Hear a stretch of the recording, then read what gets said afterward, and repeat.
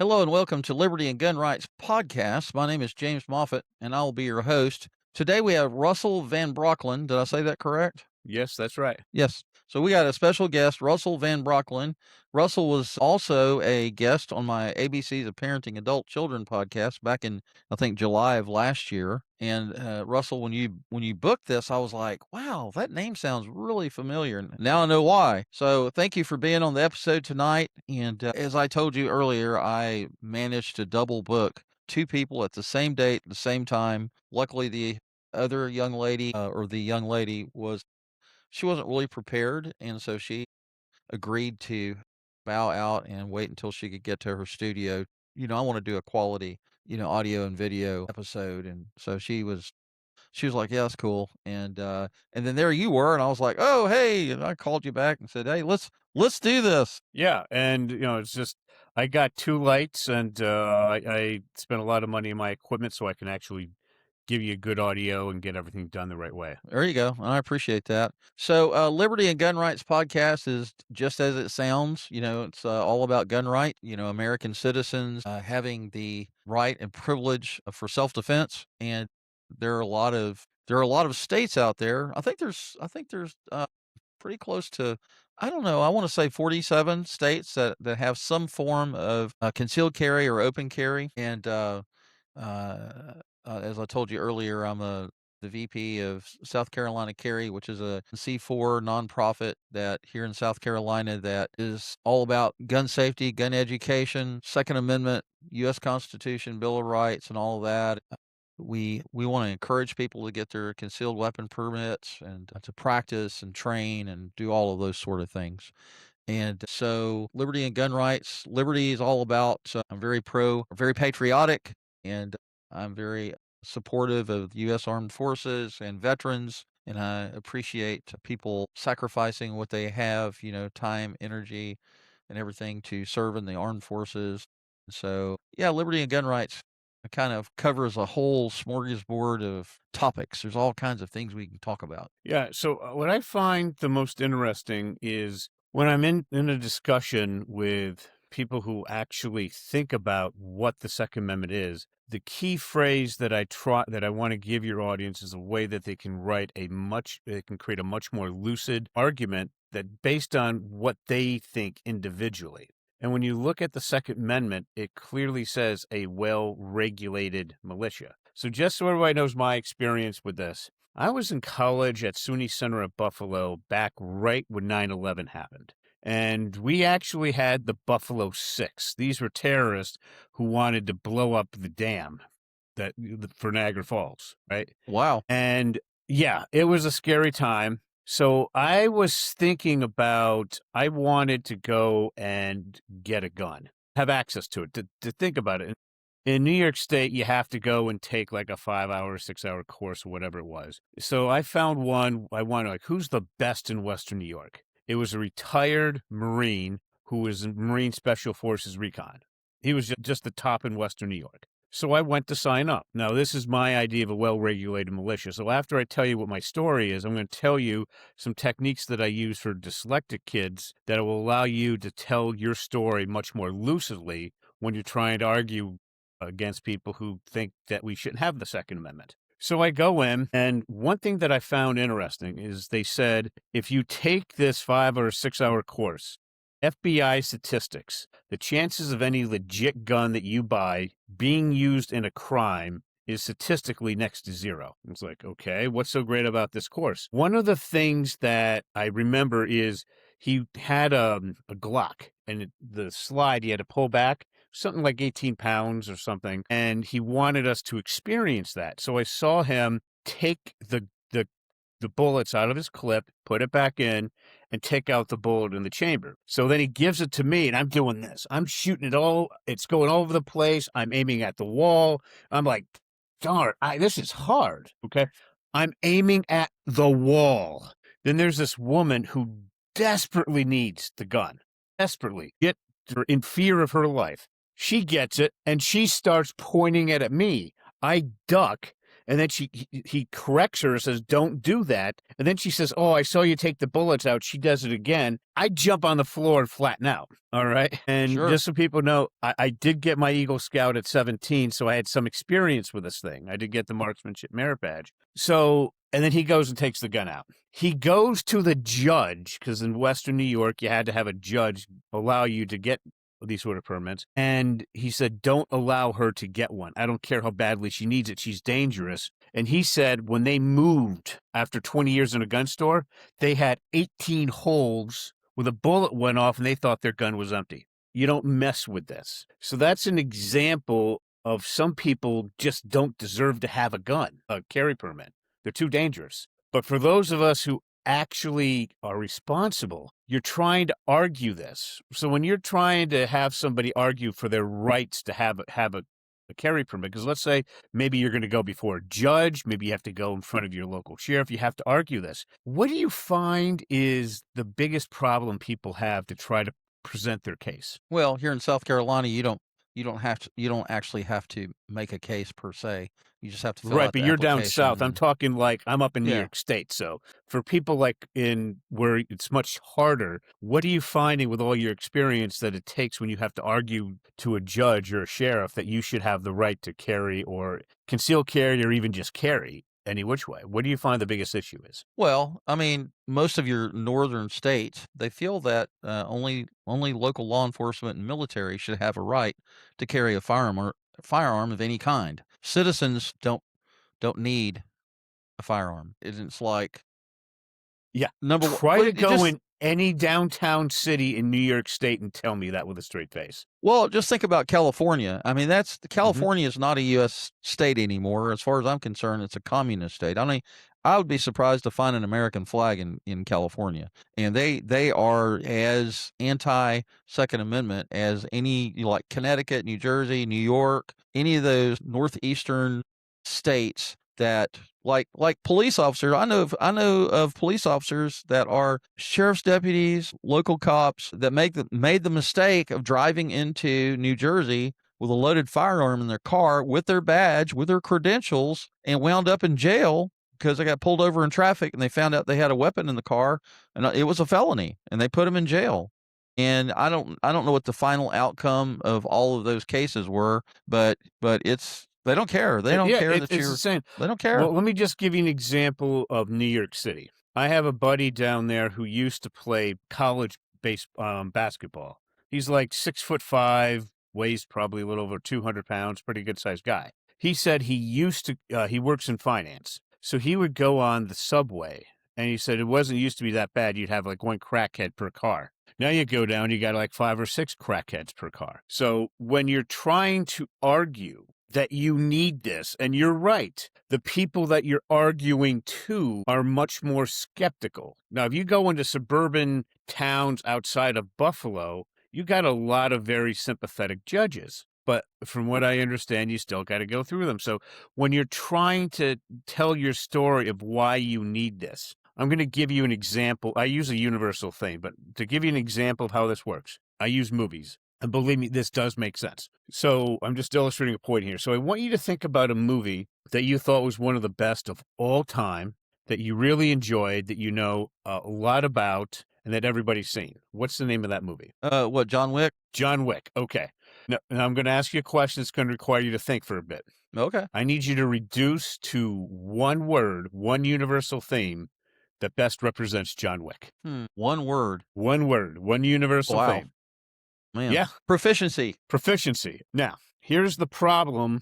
This is an analogy that we also use for gun rights. When you look at if you look at a review from Harvard educated or Yale educated writers that work for major publications, they tell you this happened, then this happened. You know what happened in the movie before you even show up, and they ruin it. It ruins it. Make sense? Okay. Here's how you write a better review. You would take the universal theme of proficiency and then write, how do the individual actors do with that universal theme? How did the director do? How did the screenwriter do? And then you write your review that way. People can see if they want to see the movie or not based on your interpretation, especially that main universal theme, but you're not ruining it for them. Right. Make sense? Sure. Okay, here's the problem. when you're looking at the word proficiency and you try to use that as to focus what you're writing, it's still so broad, you can't focus real well. That make sense? Okay. So when you're before a judge, I'm just using New York State because I'm just used to it. So when you're before a judge and you say, I need a concealed carry or just a carry because of if you can't make the most lucid, the most direct argument that you can, it's going to really hurt your chances of getting what you need because judges are people. They're highly educated people, but they're people. All right. So what we need to do is we need to focus that much deeper. So here's the process that I use to teach dyslexics to read. All right. And I'm just going to give you this. You look at any script out there, any story you want to tell. You have a hero. Hero wants to do something that's represented by a universal theme. And then you have an ultimate villain, a person or a concept that is best designed to prevent them from achieving what they want. And that conflict makes it interesting. When you put that for gun rights, who's the villain? It's the darn town prosecutor or somebody on the government side saying, you don't need this gun because, all right? People to get things in New York City, good grief, outside of guys who are carrying diamonds from the diamond exchange, it's near impossible to get a carry permit. They Right. just try to make it as hard as possible.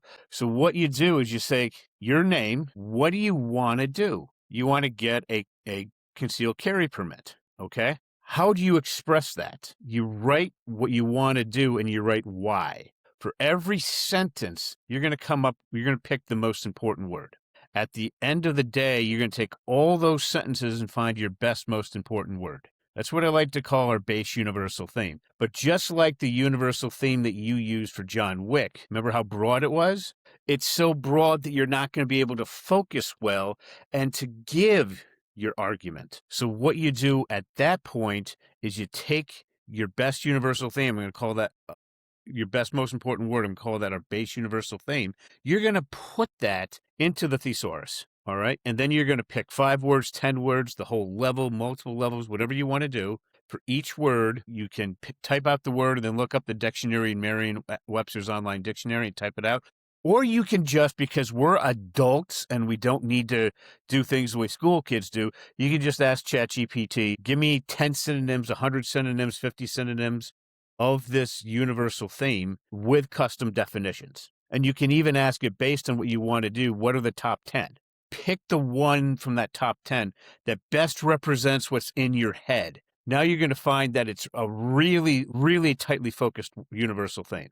And you use that to express what you want to say. That's where you're getting your arguments from. And you will find them that they're much sharper. You can then go back and forth with the artificial intelligence and ask, what are the objections probably going to be from the town prosecutor? Because good grief, they've done this before. How can I best use my universal theme and what I'm trying to do to argue back and forth?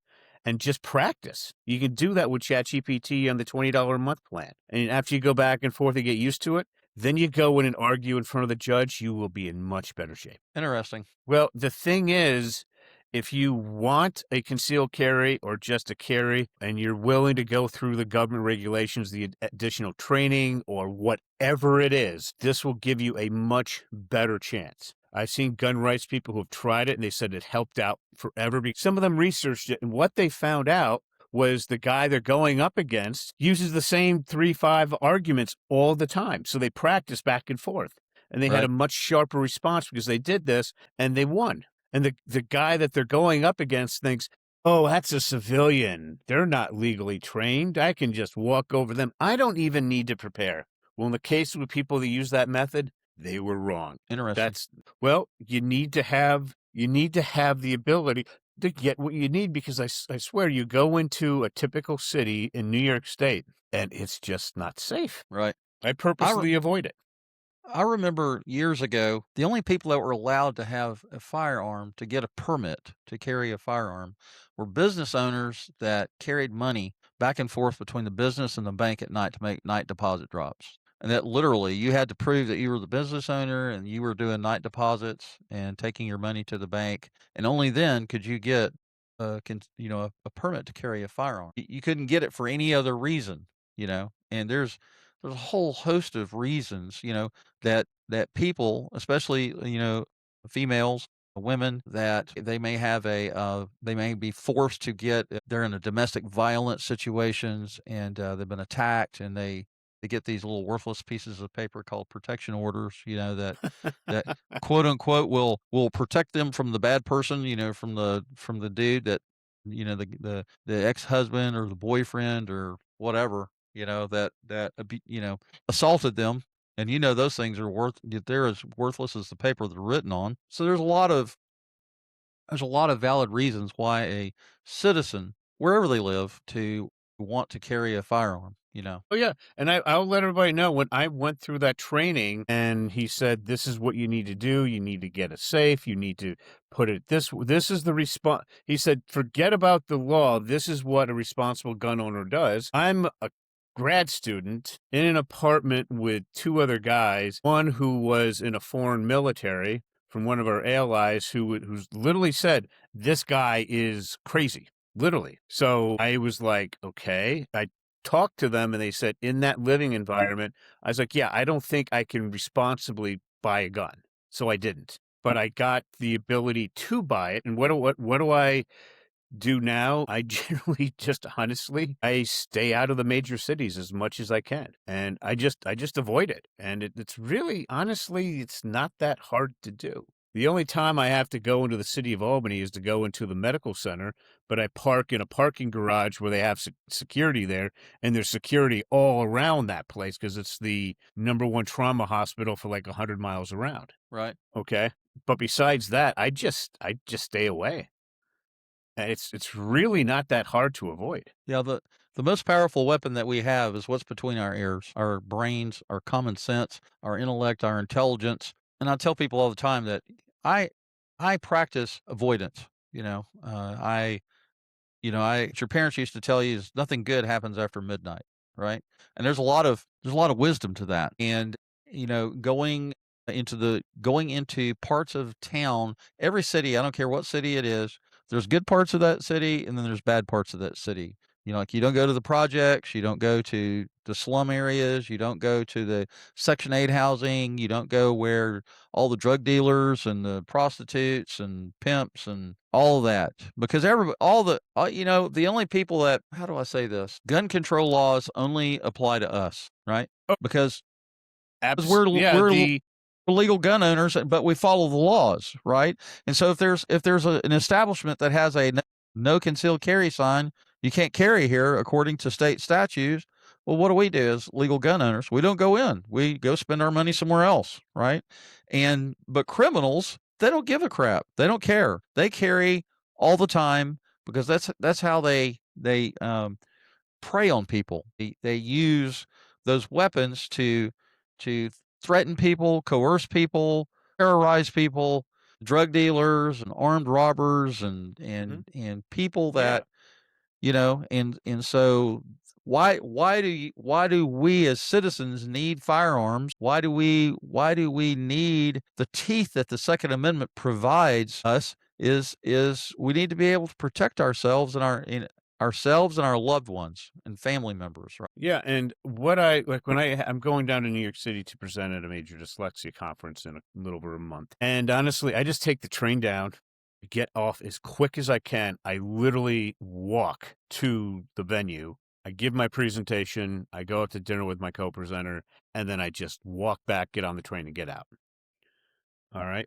And that's in a pretty safe part of town, but I still don't feel safe being in the city. I won't get on the subway. I won't get on the bus. Okay. I would just prefer to walk, and I don't even feel comfortable doing that anymore. I mean, they're literally taking cops out and turning them into giving more social workers. I don't understand what's going on with the place. So, Yeah, I won't go to New York City for that reason because they have horrible gun laws and you're unarmed and you're at the mercy of whatever happens, and I'm like, yeah, no, I'm not going to do that. yeah. And when you, uh, and everybody that I know that has actually was put in a position to use the gun, that they conceal carry, when they pull that out, all of a sudden the people that want to rob them because they don't want to actually fire. I never met anybody who concealed carried who ever wanted to pull the trigger.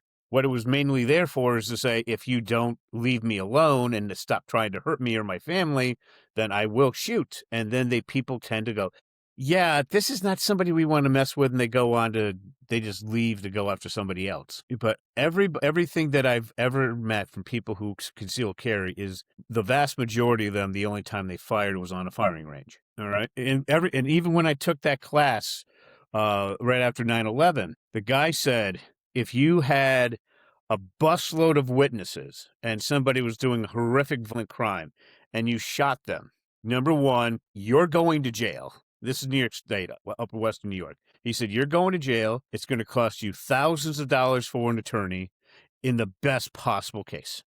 All right. And if you did something stupid, it's way downhill from there. So they said, don't fire unless we absolutely have to. The purpose is to scare the people, and you walk away. Get away from it. Call the cops, let them know, but don't actually fire, because then in the best situation, you're still going to be in a very unfriendly position. Well, here in South Carolina, and I'm sure it's the same way everywhere, the prerequisite for using deadly force is if you're in fear of serious bodily injury and or death. You're not supposed to pull that weapon unless you're in fear of serious bodily injury and or death. And if you're at that point, you're backed into a corner, you can't get away. At that point, you're going to use deadly force, right? And Right. you practice avoidance. You make sure that your head's on a swivel, you're practicing situational awareness, and you're not placing yourself or your family in harm's way. Now, and that works probably 95, 96% of the time. Sometimes shit happens, right? Sometimes the predators are out there and they're looking for an easy target. What do you see people doing a lot of times? Like when you're out in public, what do you see people doing? Well, number one, honestly, I just avoid those spots. Okay.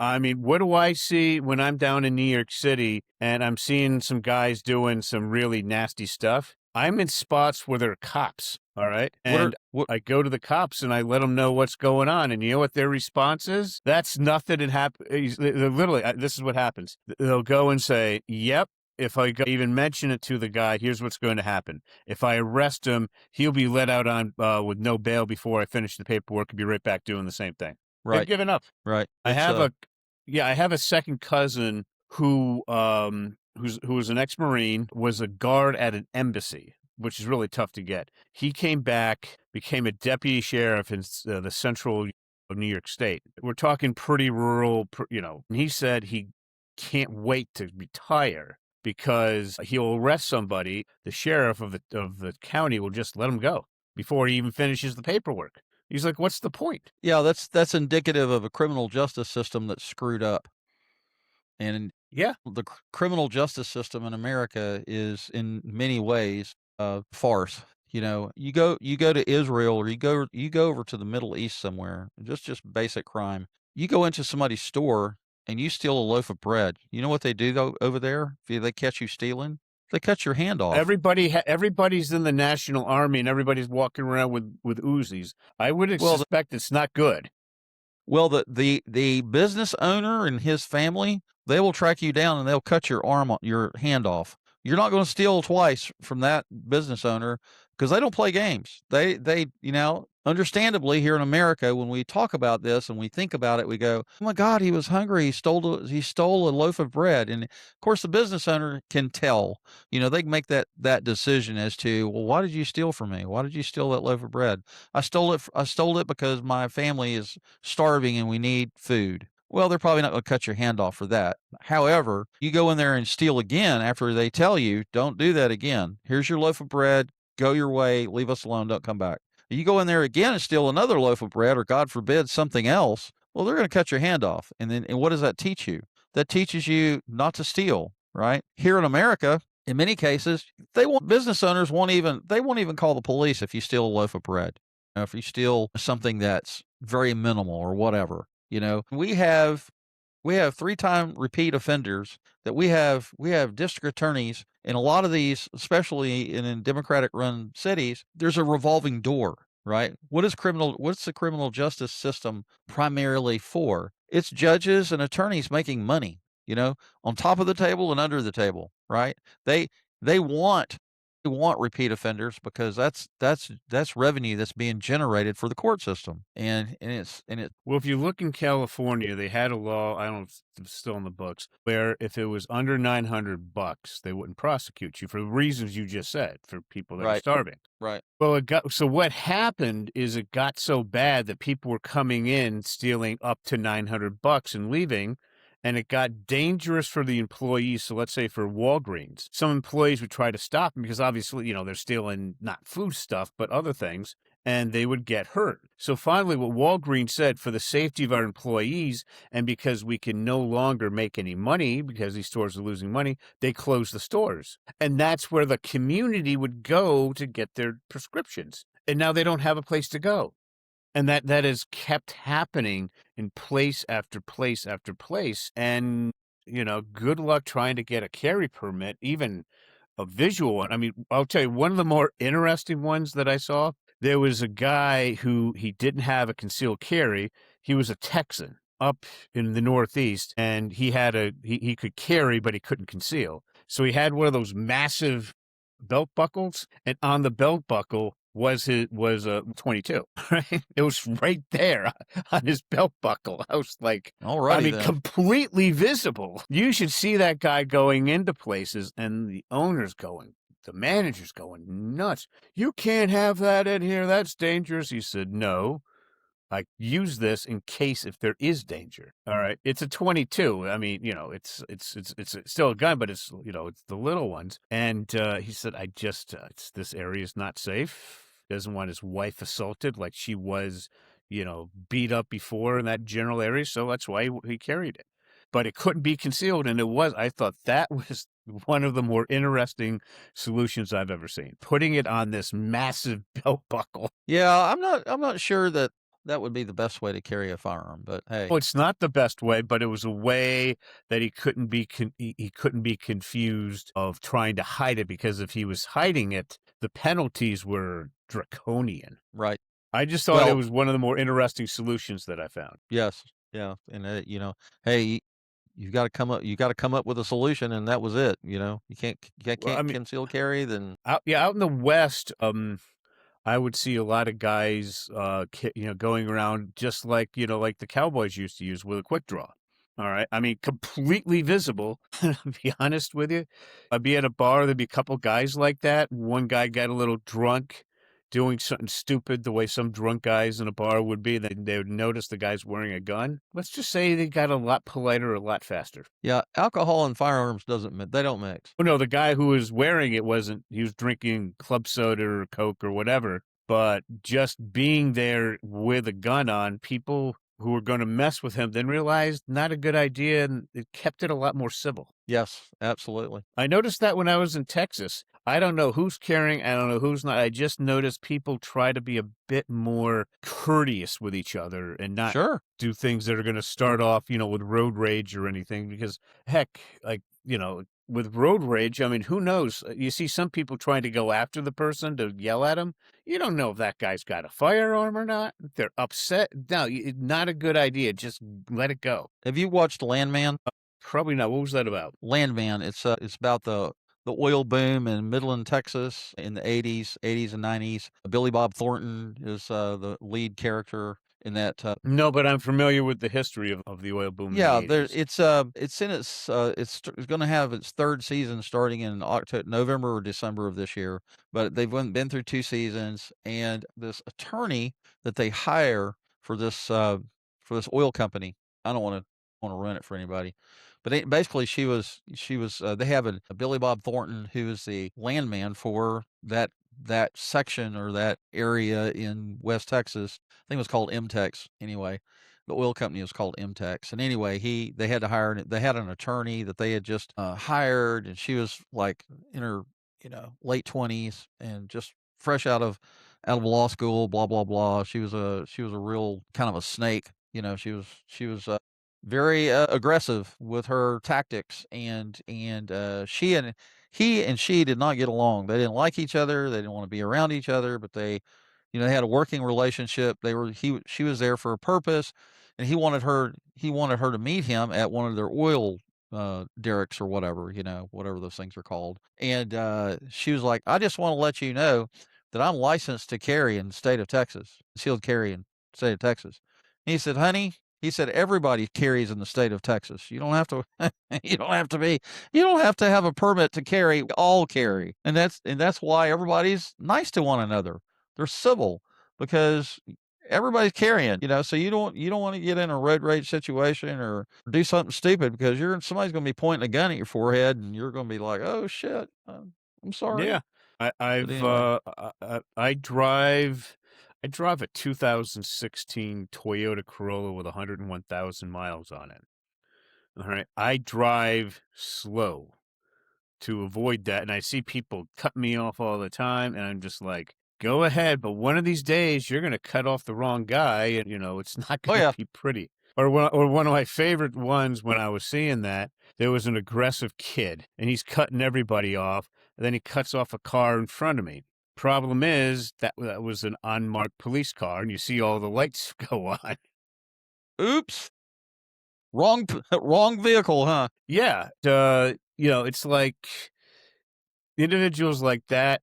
That's one thing where I would have to say in New York, in Western New York, in the suburban areas, you do need a judge, from what I recall, to get a gun. But as I said, some people they're just too dangerous to have them. But most of us, if we're responsible with it, then yeah, we should be able to get it. As the Constitution says, regulated militia. Does that mean we have to go in? Like for me, I had to go in for 5 or 6 hours of training. And honestly, what I learned from there, what type of equipment that I need to get, how do you store it? I had a neighbor who had a ton of guns, and the kids broke in to where he kept his guns, but they ran into a slight problem. Every place he actually had the gun was in this massive, huge safe with all his ammunition. All they got was some things that he used to keep things clean and everything else. Everything else was literally in this one of the biggest safes I've ever seen. Okay. I mean, you're not pulling that thing out without a forklift.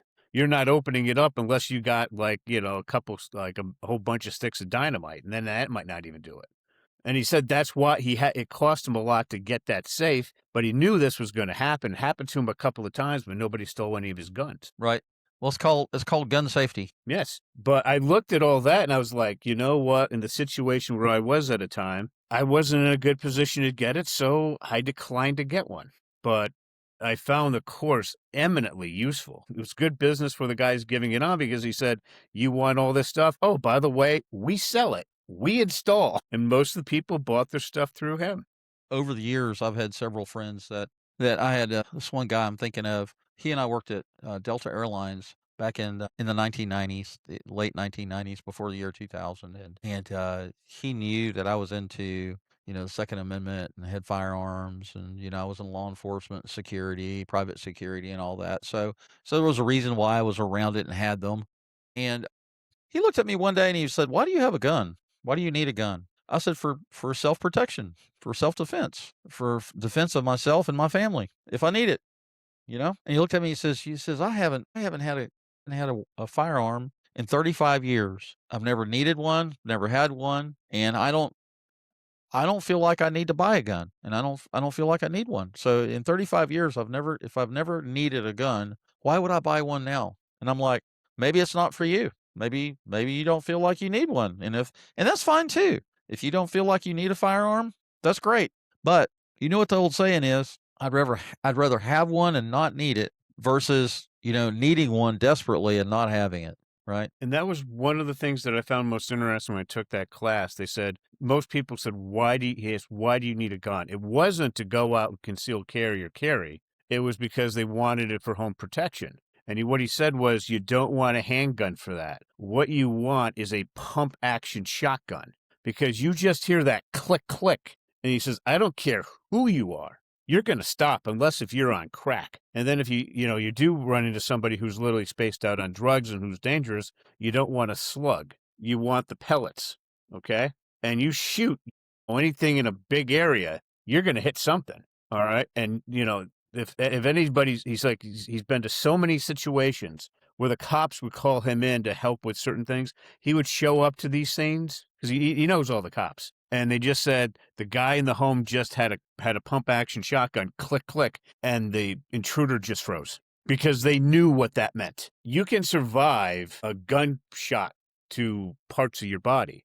You have a decent chance. But one of those buckshots aimed right at your chest, you're done. And they knew Well just to stop and wait for the police to get them. well, one of the reasons people are told that or suggested that they have a pump action shotgun is because you do have birdshot, you have different types of ammo for a shotgun.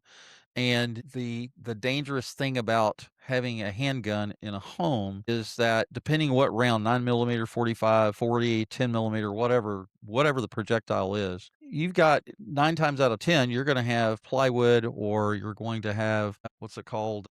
What are the walls made out of? Yeah, little copper, No, I'm talking about the walls themselves. What are they made out oh, of? Sheetrock. drywall. Yeah, Sheetrock, yeah. drywall, sheetrock. Well, any round can go through sheetrock, right? Even a 22 can go through sheetrock.